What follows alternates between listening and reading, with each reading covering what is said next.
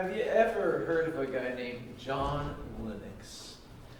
Dr. John Lennox, he's a mathematician, a bioethicist, a Christian apologist.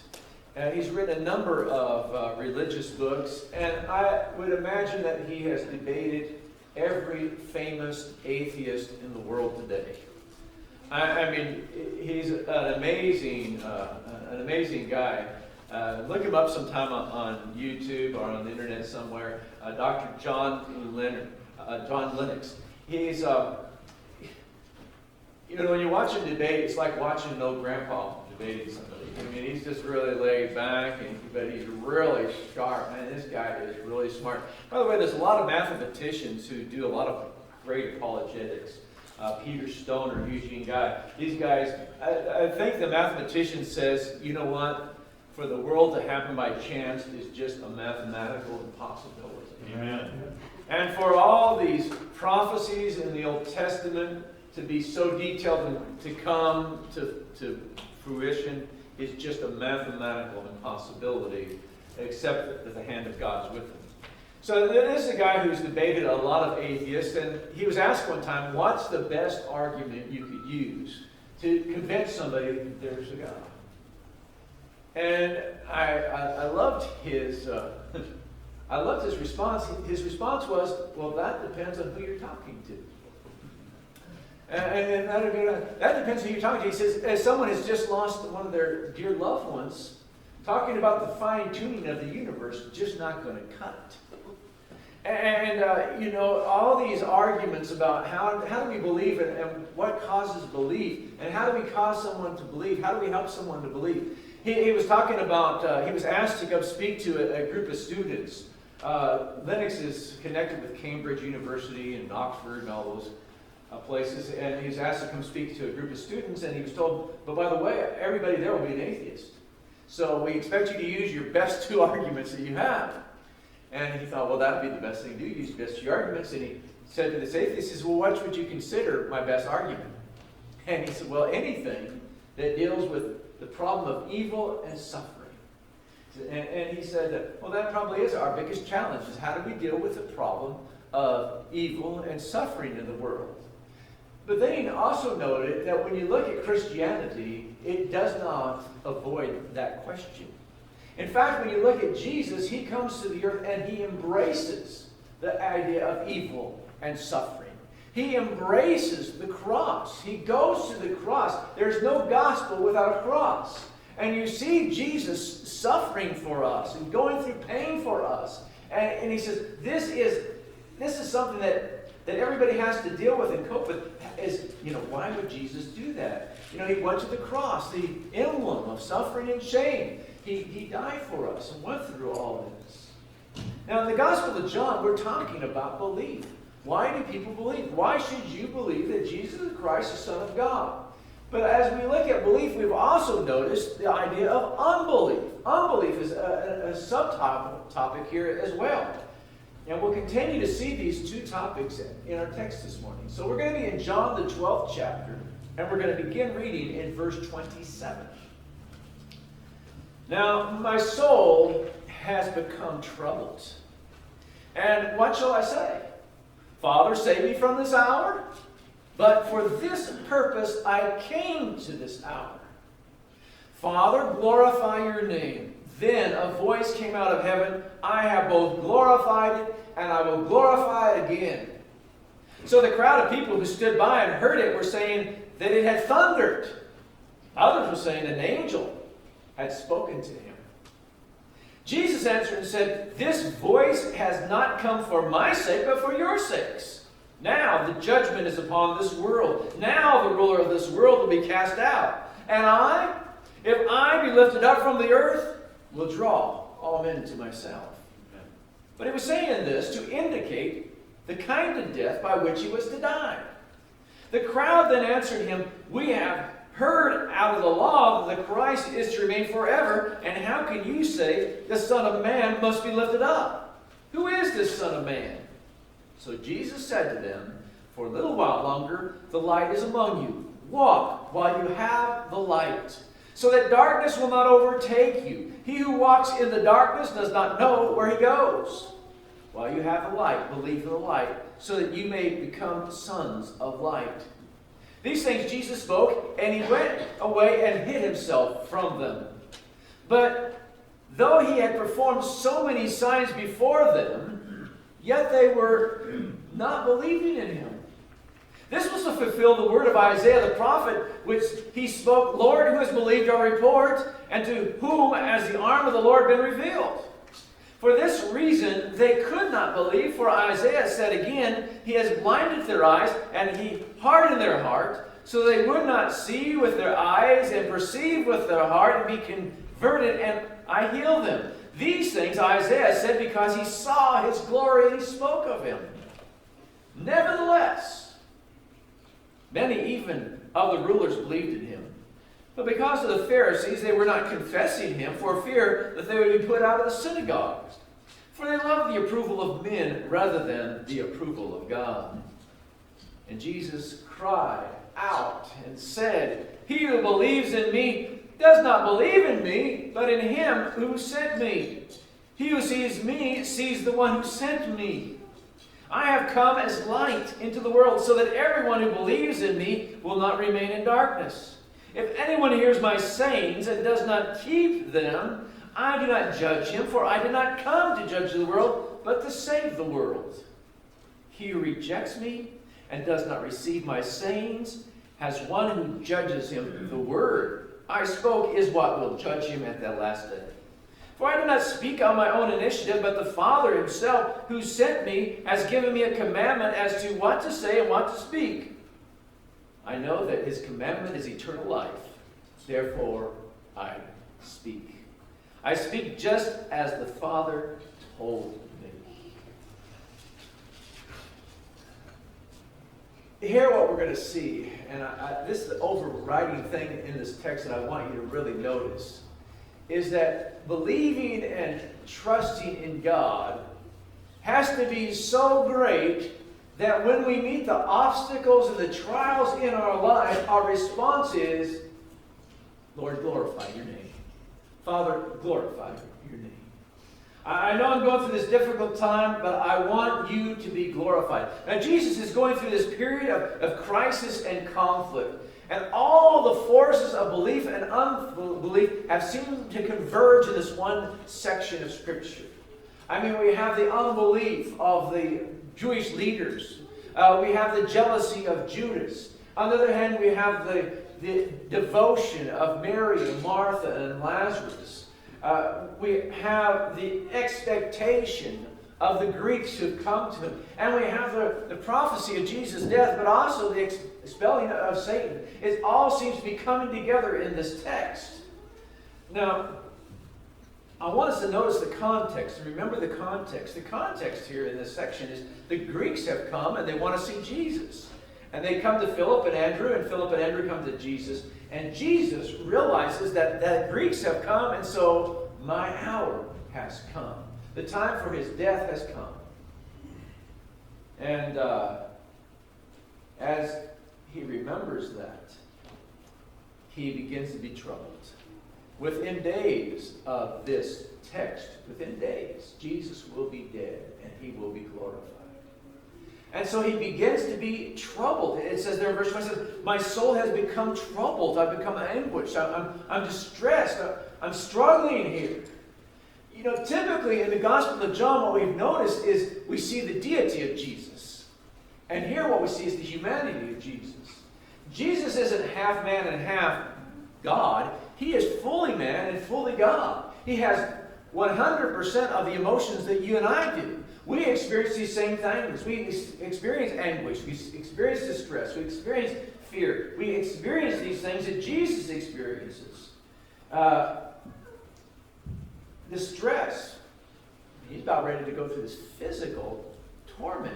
And he knows what he's about to face. He's about to face the scourgers, the whips, and the pain of that, the crown of thorns on his head, the nails on his hands and his feet. He's about to go through this spiritual agony of bearing the sins of the world and the separation from God. He's about to go through this terrible ordeal. War heroes and first responders and most of courageous people will tell you that fear is something everybody experiences. It's what you do with it that makes a difference. Jesus is going through this great distress. It's not so much that he's going through this stress and anguish, what's he going to do with it? Father, what shall I do? Hey, I don't want to go through this. But that's the reason I came here. And so, Father, glorify your name. Don't you notice in your own life there's things that you ought to do, but things you don't want to do? I know I need to do this, but I don't want to do that. We all go through those periods of life that, if we don't have any kind of conviction at all, we'll avoid the confrontation, we'll avoid the situation, we'll avoid whatever it is. And Jesus is going through that. He says, well, I can ask to be delivered, but this is why I came. And in verse 28, Father, glorify your name. And I think that's what we have to go through too. Whenever we're going through any kind of trial, we go and we lose our health. And through that, we need to say, well, Lord, glorify your name.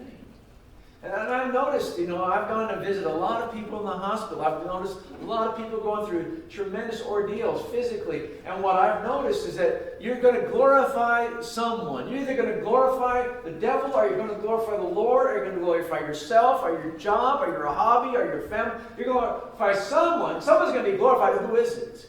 And I have to say, I'm not exaggerating, I've seen a lot of people glorify the devil in their ordeal. Just their whole countenance, everything that they focused on. If anybody's glorified through that, it's been the devil. But I've also seen people, I've seen some of you, in the worst and darkest times of your life, and I see God being glorified by it. And that's what we want to be like Jesus, to say, God, glorify me. Whether we go through this financial reversal, and through our poverty, say, God, be glorified through this. Maybe it's the loss of our good name. Let this humiliation glorify your name in some way. And Jesus is here. If I must die, if I must go through this, then let it glorify your name. And then a voice came out of heaven. The same voice we heard at Jesus' baptism, the same voice we heard at the transfiguration. We heard the voice of God who's saying, I have both glorified it and will glorify it again. And some said, that's thunder. That must be the voice of an angel. There always seems to be those who hear the voice of God and claim it was thunder.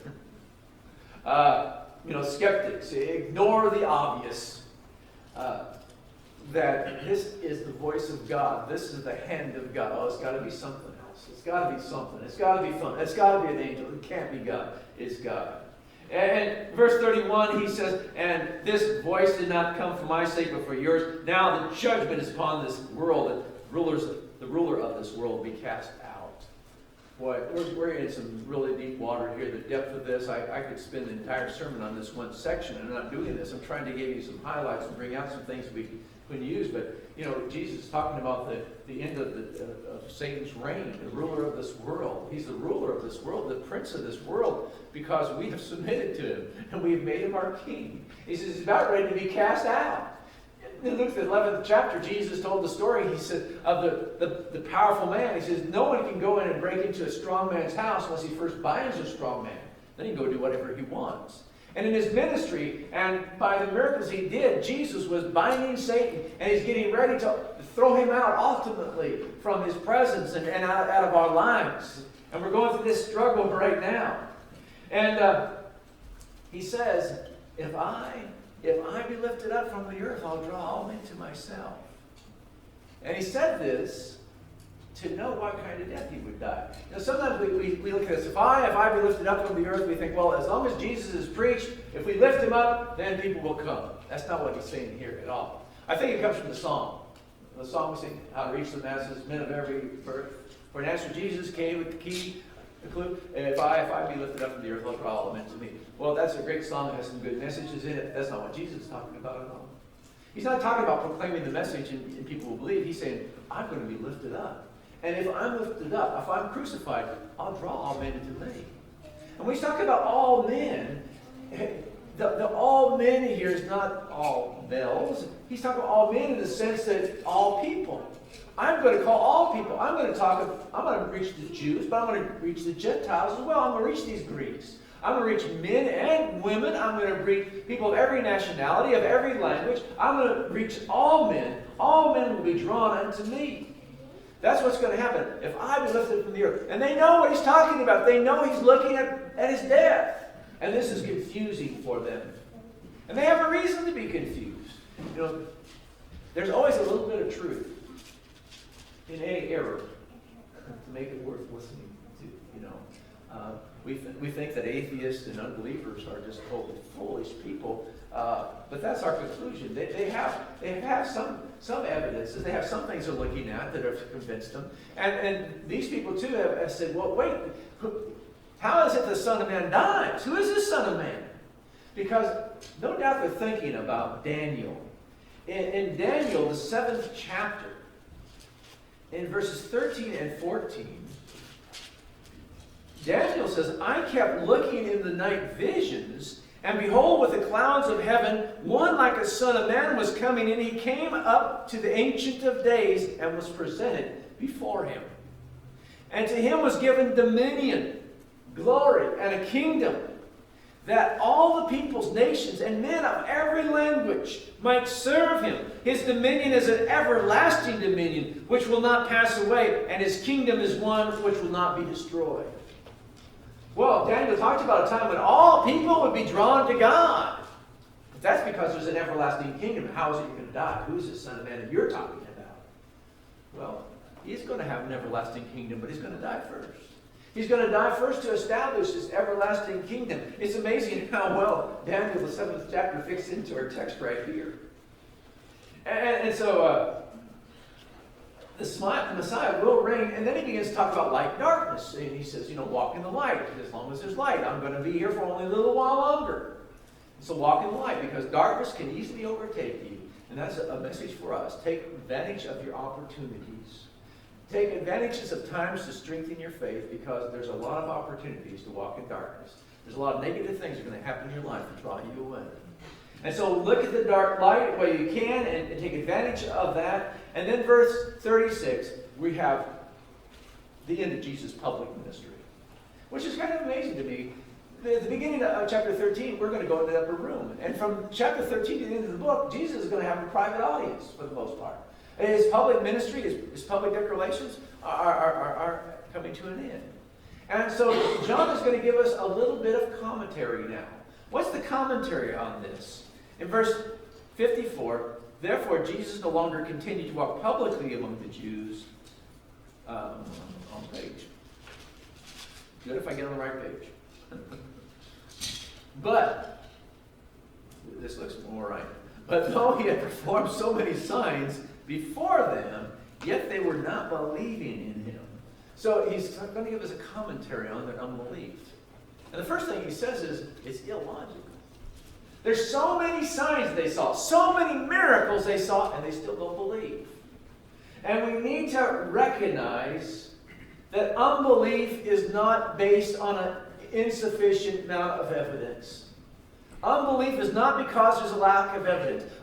Skeptics, the mockers will say, well, show me the evidence. You can show them all the evidence in the world, they're still not going to believe you. Remember the story of the rich man and Lazarus? And the rich man is there, and he says, and he's in torment. He says, send somebody to my brothers, that they might warn him.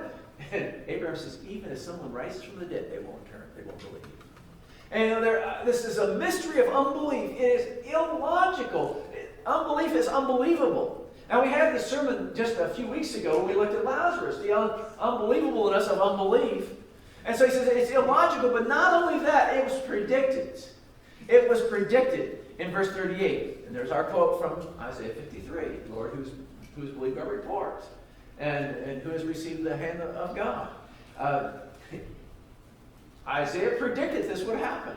Isaiah 53 is talking about what Jesus is talking about, being lifted up, about to die. Who's believed that? Isaiah predicted that would happen. And the third thing he says, that not only that, but Isaiah says that God would harden their hearts. That's why. They would hear but not believe. They would see but not, they would see but not know and understand. They would hear but not understand what they're hearing. All these things are going to happen. Preaching it can be a real burden for a lot of people. I mean, it's more than just listening to it. But every time you have an opportunity to believe and you ignore it, your heart becomes just a little bit more hard. It becomes a little bit more hard. I mean, look at the story of Pharaoh. It says God hardened Pharaoh's heart. And it also says Pharaoh hardened his heart. What happened there? What's the story? How did God do that? The way God did that was give Pharaoh many opportunities to believe. He showed him sign after sign after sign after sign. What more can God show him to say, I am here and I'm real? And he won't believe. And every time he doesn't believe, every time he turns his back on God, his heart is just a little bit more hardened. He gets harder and harder. And this is what he says here in the gospel. Every time people hear the story of the gospel and they refuse it, their heart becomes a little bit more hard. Their mind becomes a little bit more darkened. There's an interesting text in 2 Thessalonians. We don't talk about this too much, but it's kind of interesting, the statement that Paul makes. 2 Thessalonians 2, verse 11 and following. He said, for this reason, God will send upon them a deluding influence, so that they will believe what is false, in order that they all may be judged who did not believe the truth and took pleasure in wickedness. And what he's talking about is those who don't have a love of the truth, those who don't come to God. He says, if those people are there, he says, God will send them a deluding influence. He will allow Satan to delude their minds. He will allow them to believe what is false. Whose fault is this? Well, it's not the fault of God. He's not saying God is cruel and he's done this to these people. What he's just noticing is that this is what's going to happen. It's their own minds that have caused this. It's their own darkened minds. It's their own hardened hearts that's made it get harder and harder. And so he's there marveling at the unbelief, and he says it's illogical, but it was predicted by Isaiah, and it's just going to become worse and worse. And then there's the nevertheless. I love the nevertheless passage. Nevertheless, he says in verse 42, many even of the rulers believed in him. Nevertheless, even some believed. But their belief in God was one that they didn't want to let everybody else know about. They were afraid of the Pharisees. They were afraid to let anybody know. It's peer pressure. Has anything ever changed? I mean, is there anybody here that can't relate to this at all? I mean, sometimes we just don't want to let people know that you're a Christian. We don't know what the backlash is going to be. Sometimes I'm afraid to let somebody know I'm a Christian because I'm afraid I'm not maybe living up to the Christian life. And I'm a little bit embarrassed. But that's where they're at. They believe, but they're just not going to let anybody else know because they love the approval of man more than the approval of God, he says. This peer pressure, one of the great hindrances of faith. And this, by the way, is what the world is after. They don't care whether you believe or not, as long as you shut up about it. They just want us to be quiet. The woke community today just wants us to be silent. And that's what happened here. They're silent. And then Jesus says, belief in me is more than just believing in me. It's believing in God. If you believe in me, you believe in the God. If you've seen me, you've seen the Father. We're one and the same. And in fact, going back to some moment when he's talking from Isaiah, the 6th chapter, and he's talking about their hardened hearts. And he says, because Isaiah saw the glory of Jesus. Well, remember that great picture in Isaiah? And he says that's Jesus that he saw. Because Jesus and the Father are one. And so that's what's happened. And then he talks about judgment. He says, well, I'm not here to judge you because I've come to save you. That's his emphasis. I'm not coming to judge. I've come to save you. Judgment's going to come because you won't obey the Word. The Word is going to judge you, not me.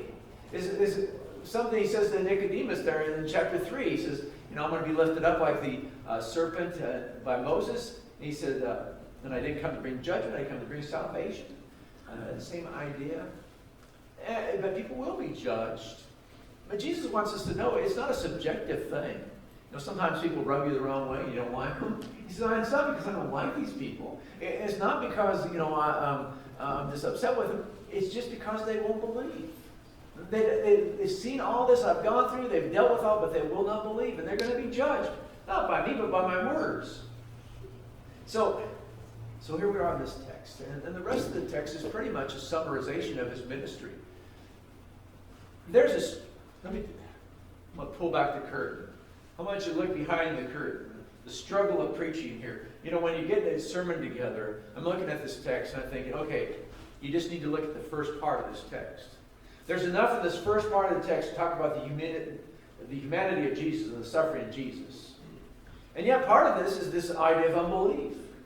And so I need to mention that too. But the sacrifice I make by not making this two different sermons is I've not hit either topic very well.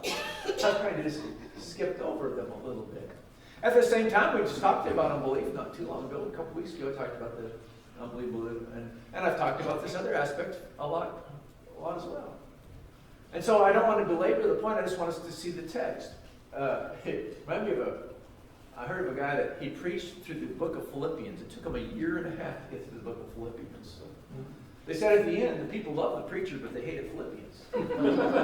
I don't want to get to where, oh man, what are you doing? This is it. I'm tired of hearing this thing from John. He says the same thing over and over. Yeah, he's making a point here.